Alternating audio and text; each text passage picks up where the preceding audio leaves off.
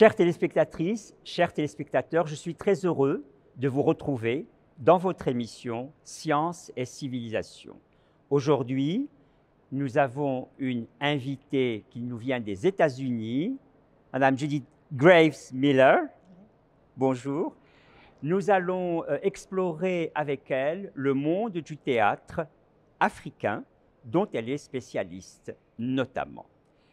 Dear Judith, I'm very happy to have you here in Morocco for this TV show about profiles, research profiles. So let's start with your training, your first school, what you did in the US at the beginning, even before you reach university. So I am from a small village in the mountains in the north of the state of New York. And my family is a rather modest family, but an old American family. As old, not as old as Native Americans, obviously, but old. As it could be in America. Yes. Well, as old as it could be for non-Native people, right? And I always did theater in high school, and I'm an extroverted person. And I like to work in teams. I like to work with other human beings, which theater people usually do. But I can testify. Yes. But one of the things that was great about being young, when I was young, I'm part of what's known as the baby boomers. And so my father was in World War II. We came to school when there was a lot of money for research, a lot of money for extra classes. And so I had university classes even when I was in high school, which was great. It was the time of Sputnik. Kennedy was president. Oh, yeah. And all of that. Harsh time. It was a hard time because, of course, he was assassinated as well. But on the whole, it was a very good time and a time in which we believed in progress when things were changing, which, in fact, I believed most of my life because of my generation. So let's say there were two big movements that have impacted me. One is the feminist movement and one is the civil rights movement. But I'll get back to theater. Oh, yeah. So one of the things that happened in high school, where I was an ambitious young woman, is that I lost a major election to become the president of my school. Oh. And my advisor said to me, well, you should go to a college with only women. And then you can do anything that you want. Because I lost to the football player.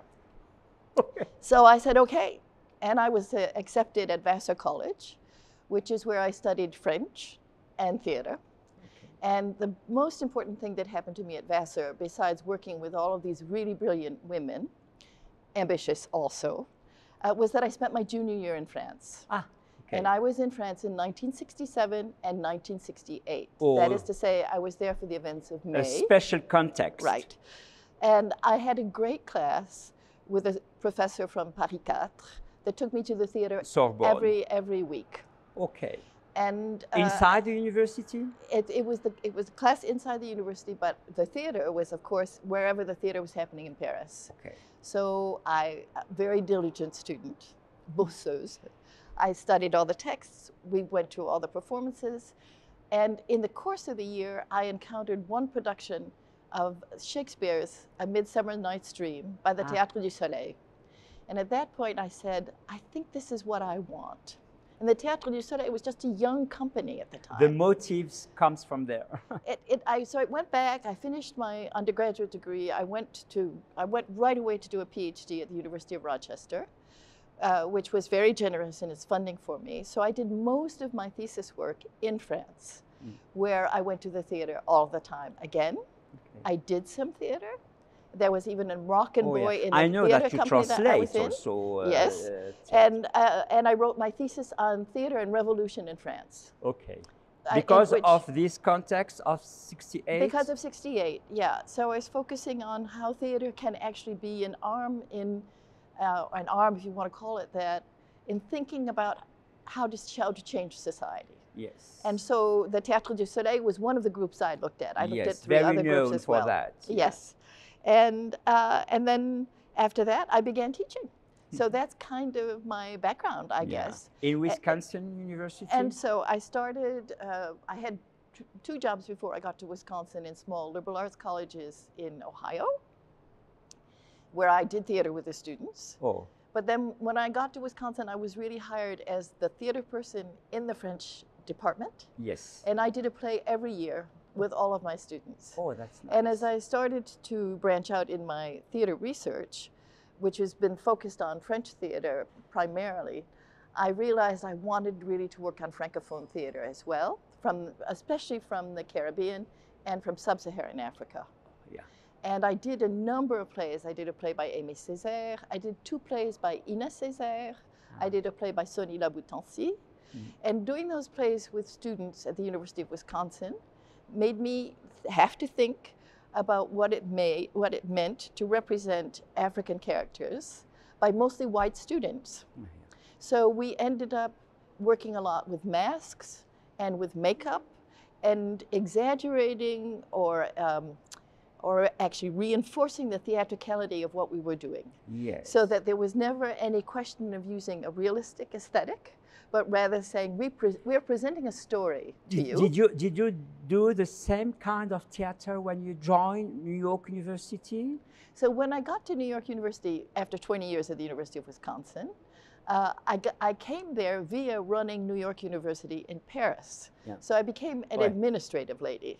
And when I got to New York, I was brought in to run the French department, which was like running a theater company. But there was no time for me to do any theater anymore. So I actually stopped doing theater at that point, and I started translating more than I had done before. Oh. And that's when I began translating quite a lot. It was more intellectual period than practical in theater. Then more than practical period, yeah. And so then I was translating a lot of Francophone African texts. Yes. To start with an Ivoirian author whose name is Kofi Kwale. Yeah. From which country? He's from Côte d'Ivoire. Côte d'Ivoire. Yeah. And from there I went on to translate other authors. Please say again his name. Kofi Kwale. Okay. From Côte d'Ivoire. Yeah. Yes. What's the play you were translating? So I translated in particular a play called that I translated as Masquerade for the Wounded, called Les Recluses in French. And it's a terrible, terrible story. It's about the use of rape as a weapon of war in Burundi. Oh. And it was actually a play that was developed from witnessing by Burundian women who had experienced this. And Kofi took their experiences and translated them into a theater piece. Gets through with it. And they actually, some of these women performed it. Oh. Which was very helpful psychologically to them. You do that in New York? No, it was never done in New York, but it was done in Abu Dhabi. In Abu Dhabi, oh yes, we will be talking about Abu Dhabi just now, because you were a very important dean in New York University, Abu Dhabi. Please, what can you say about this experience in Arab country, coming from the US, from New York University, and what was this concept of transferring something of the knowledge you had in the US, in this country, in this ecosystem, Arabic ecosystem that is now Abu Dhabi, so known for being interconnected with all the world? I think when I got to Abu Dhabi in 2012, the university had only been in existence for 2 years. So we had everything to grow. And I was the Dean of Arts and Humanities and tried very hard to integrate those 2 areas of disciplines. In fact, I hired 60 people. And I think what, as that dean, I was very interested in doing in particular, was making sure that the arts had a chance to grow in Abu Dhabi. Theater arts are a complicated thing in the Emirates because of the way people feel about their bodies. But our student body had 115 different nationalities in it. Oh. And if you were very connected with India as well when you were in Abu Dhabi. There were, of course, because there are many Indian students, but there are also many Indian people who live in the Emirates, as you know, as people who work there. But the students, including the Emirati students, when they wanted to express themselves in a theatrical way, were really very extraordinary because they're very smart students. A lot, I think, like the students I've been meeting here at this university. We have to say that here we are at the 6P University Mohammed VI Polytechnic, and we have a conference about reading African societies, and it is a very good meeting for us to have you just in the same time that we have all together this conference. Yes. So you find there's some comparison with the UMCSP and New York, Abu Dhabi? I think in the students' enthusiasm, yes, and in their openness, yes, to learn everything, exactly, and to learn things from each other. Exactly. And that was what, for me, was so extraordinary, was being in this very international environment where we kept on learning from each other all the time that we were there. So it was a really great experience for me. But I think, again, one of the things that I learned was to dissociate myself from Europe as the kind of center of the world. That's important, yes, for not being ethnocentric. That's right. And to learn, while I lived in Abu Dhabi, that the world was much vaster than that. But also to learn that there's very great difference between Arab cultures. Of course. So the Emirati people, who are truly lovely, are nevertheless, I think, very discreet and reserved. Yes. So we can say that also. I don't think I can say that about Moroccans. I think they're very open and warm and hospitable. And oh yes, indeed, but also a kind of reserve respectful to other way of being. Oh, I'm sure that's true. But I also think that the Emirates are such an interesting, a fascinating place, because it's only really been a country since 1971. Yeah. And people are kind of overwhelmed by the number of foreigners who are there. You know, there are only 1 million Emiratis, and yes, there are 9 million people in the country. Oh, yes. So that's a very strange balance of what it means to recognize your own identity, yeah, and recognize who these other people are who are there. So you were managing all the administrative structure in this university, but you taught. Yes, I also taught. I taught a course that I've taught a lot in very different formats on doubles and masks, okay, asking the question about what literature and what theater and what film means when we use doubles and masks, how that expresses who we are as human beings, how that lets us explore who we are, explore our psyches, and explore how we live in the context of the world in which we live. So yes, I taught that, and I love teaching that class. To be always otherwise, that's what it might appear to others to be. Well, that is a really great question. And for a theater person, one asks all the time, am I myself? Am I the persona that I'm playing? The character. And one is aware of that. One's aware of performance, I think, when you're a theater person. And in the performances, the idea of living theater with improvisation, was it one of your projects? I never did improvisational work. Okay. But I really believe in it, and I think it's very great, but you have to be really trained to do improvisational work. Yes, and it's sorry, not because easy. I made a mistake. Improvisation is not living theater.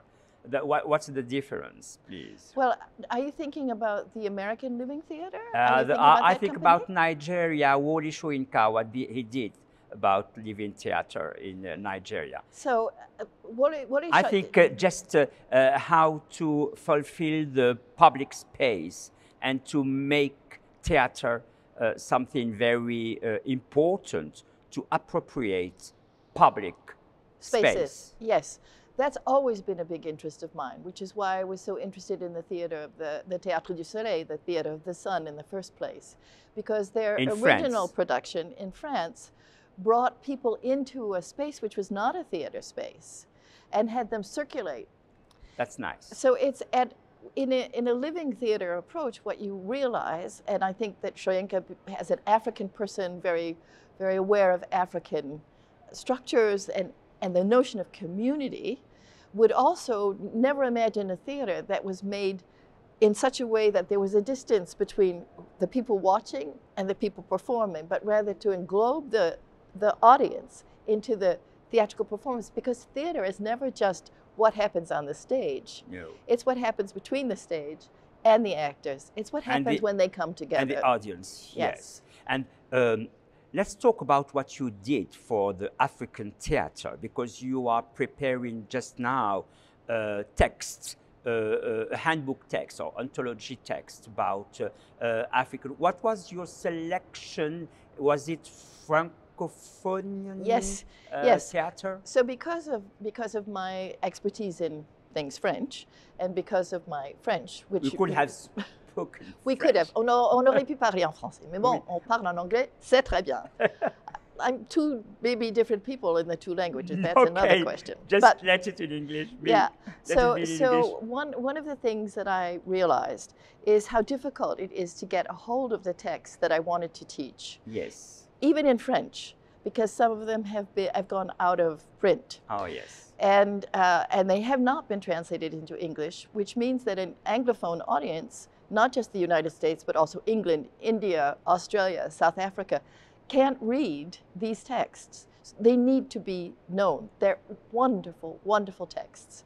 So I made a selection, and I was helped in this by my colleague Sylvie Chalaï, who's a professor at Paris 3 and a major French expert in African sub-Saharan Francophone theater. And I made a selection from texts that are representative of the 400 or so texts Senegal, that one could have. Côte d'Ivoire. Senegal, Côte d'Ivoire, several texts from Togo, actually. Togo, yes. Yeah. And Benin as well. Yes. Yeah. And they go from a 1971 play by Bernard Dadier, who's a Côte d'Ivoire writer, and he was also a revolutionary, and he was the Minister of Culture at one point, to a 2022 play by a young French woman named Penda Diouf, who's actually, her father was Senegalese, her mama was belonging to diaspora from Mali, and she decided she wanted to take Senegalese citizenship. Oh yeah. So she's Franco-Senegalese, and her play is about her own experience going to Namibia to try and find out who she was, finding her African roots, interestingly enough, by going to a non-Francophone country. Okay, and the book will be just in two languages or just in English? The book will just be in English. You translate everything in English to make it known for the American people. That's right. Or this African theater. That's right. And then I've done a long introduction to it with my colleague Sylvie Chalaï that gives the history of Francophone African theater, which of course exists because of colonization. It will be very important to translate it in Arabic. I just have this idea now. I think it would be great. But all this theater. Also, in talking a little bit with some colleagues here, it might be the next pendant should be translations of Francophone Moroccan plays or Maghrebian plays, because there are many of them, and they are not available in English either. Oh yes, so that's there's quite a lot of work to do to make it known for American these people. Theater pieces known. Yes, yeah. Because you concentrated your book on sub-Saharan authors, writers. That's right. Okay, and all these plays you were translating and you are publishing now. Some of them were also played. Oh, they were all performed. All performed? They were all performed. Oh, yes. They were performed in various places in Africa. They were performed in France. So yes, is there any report about how the audience received all these performances? Yes, in a lot of instances there are. That's important. I don't think that any of these plays were in any sense causing a ruckus when they were performed. Although when Bernard Dadier's play, Béatrice of the Congo, was performed in 1971, it was performed at the Avignon Theatre Festival, which is a very famous theatre festival. And all the town vibrous with theatre for but it was the first time in Avignon that on a main stage there were African actors. Oh. Which was very interesting. Yes, because the characters are not always from Africa. Yeah, but in Béatrice of the Congo, the characters are all from Africa, except of course the actors. The actors were from Africa as well. Yes, and we're talking about 1971, where the number of African actors or French people of color who could act was not as well known as big as it is now. There are many actors now in France who could take those roles. But at the time, the person who was running the most interesting, most integrated theater company was a man named Jean-Marie Serrault. Yeah. And he had a wonderful theater company called La Tempête. And with La Tempête, he did plays by Aimé Césaire, yes, by Katabiassine as well. And he wrote something on La Tempête, Katabiassine? No, Aimé Césaire. Aimé Césaire, of course, wrote a version of with Une Tempête. Shakespeare. With Katab, Serrault did Le Cadavre encerclé. Yeah. So that caused a lot more ruckus, I would say, than these plays that I have translated. Exactly, and let's get back to the Tempest, because there is a real history of this play from Shakespeare to Aimé Césaire about colonialism, how to resist to colonialism for Aimé Césaire. But even in Shakespeare, it was the moment where Europe gets just aware of what's happening in all the world about colonialism. Of course, we're talking about your century, right? Yes. We're talking about the 16th century. Exactly. And Montaigne. Exactly. And the cannibals. And les cannibales, and Shakespeare also being aware of these images, but playing with these images. So that actually, after one has read Aimé Césaire's version, yes, which is called Une Tempête, it's not possible to look at Prospero anymore in Shakespeare's version in quite the same way. Exactly. Because you can see the way in which there is a exploitation. You can see the way in which the mission civilisatrice is something that he's very committed to. It's exactly what happened to me when I read Aimé Césaire and get back to Shakespeare text. I of course see it with the eyes of what Aimé Césaire said about colonialism, about all these levels of characters being more or less involved with the occupant. Yes, yes. And of course, you know, he also, when Césaire wrote his play, he also made it relevant to what was happening in the civil rights movement, especially in the United States, which was impacting how people were thinking about rights generally in Africa. So that Caliban is a figure who represents in lots of ways Malcolm X, and Ariel is more like Martin Luther King, and they have these discussions about how the best way might be to free themselves from the oppression that's foisted upon them by Prospero. You said when you were very young, you were completely aware of this question of human rights and civil rights. Maybe we can now connect with just what you say about theater, Aimé Césaire theater. This question of civil rights in the US, it's a huge problem. Yes, but of course. We can see it maybe through the eyes of your expertise in theater. What I would say about doing theater of the kind that I've been doing and that I've done with my theater students, and and my students aren't always theater people either, and that I translate, is that when you, as an actor, or even as a reader, or even as a member of the public, can put yourself in the skin of another human being, then you can experience something of what they experience. That closes the gap between people who have power and people who don't have power. It helps close the gap in any case. So I think it helps psychologically, emotionally, effectively get us to a place where we can talk to each other better. Yeah. And of course, I mean, I have to say, I'm not a kid anymore, right? I've lived through many different phases of this notion of rights. And I've lived through the decolonization of Africa, for example. And I had hoped that we were at a gentler, kinder place than we are. Yes. And so recent experience, recent life is demonstrating to me that there's an aggressive side to human beings and a power-hungry side that theater has always understood.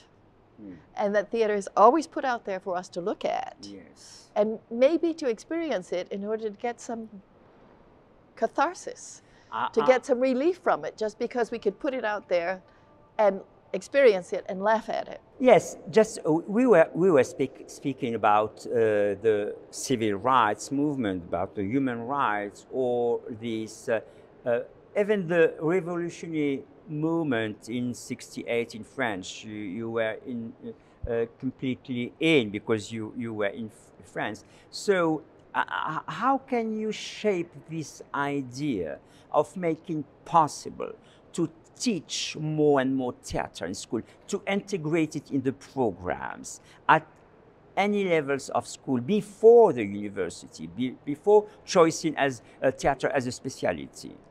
Well, I think teaching theater could be central to any kind of an education, not necessarily theater for revolution, but theater for self-expression. And there are many things that happen when you teach theater. For one thing, you allow students to stand alone on a stage, memorize a text, express this text, enter into the thought and the body of a fictional character who becomes space. Mastering space, mastering articulation. It gives students a great deal of self-confidence when they do this kind of work. That be worthwhile for many other things. It's worthwhile for many other things. In addition, you have to have a team because you cannot do theater unless you work well with other people. So it also teaches you to listen to other people and to respond to them. It also teaches you something about the knowledge of what the body knows that the head maybe doesn't, because you start working with your body as well as with your voice, which is also a very good thing. Now, I did theater in French. So the other thing that happened when I was doing theater for all those years is that I was helping my students learn another language through articulating it on stage. That could happen in courses in English, for example, in the high schools here. If teachers wanted to use sketches, and maybe they do.